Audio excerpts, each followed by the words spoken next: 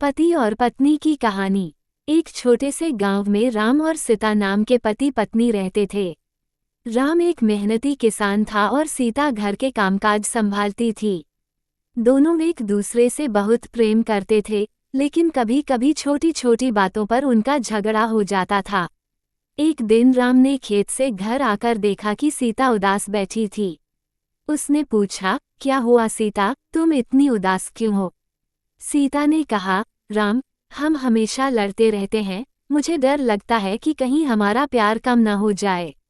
राम मुस्कुराया और बोला, सीता, झगड़े प्यार का हिस्सा हैं। हम लड़ते हैं क्योंकि हम एक दूसरे की परवाह करते हैं, लेकिन यह जरूरी है कि हम कभी एक दूसरे से दूर न हों। सीता की आंखों में आंसू थे, लेकिन वो राम की बात समझ गई। उसने कहा, तुम सही कह रहे हो, मैं भी समझती हूँ कि प्यार में कभी कभी नोक झोंक हो जाती है, लेकिन इससे हमारे रिश्ते को मजबूत ही होना चाहिए।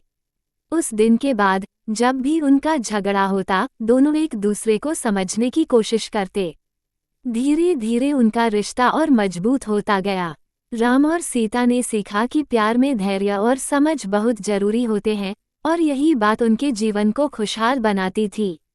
इस तरह राम और सीता ने अपनी छोटी छोटी परेशानियों को दूर करके एक सुंदर और खुशहाल जीवन बिताया।